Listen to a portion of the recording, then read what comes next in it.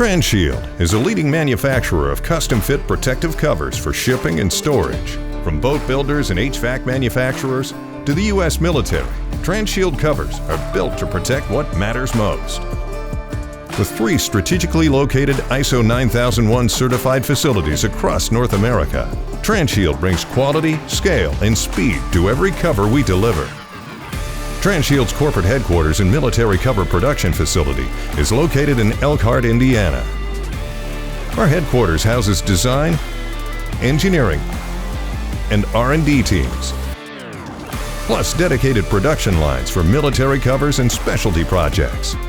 Backed by a highly skilled and experienced team, the Elkhart plant produces military-grade covers and ensures every product meets stringent quality and performance standards. Our largest manufacturing facility operates in Acuña, Mexico, supporting high-volume cover production for our OEM partners. Transhield's Mexico operations have been an essential part of our story, helping us deliver high-quality products around the world while supporting growth and opportunity for teams across North America. From cutting and assembly to final inspection and packing, the Acuña facility transforms raw materials into durable, high-quality protective covers at scale.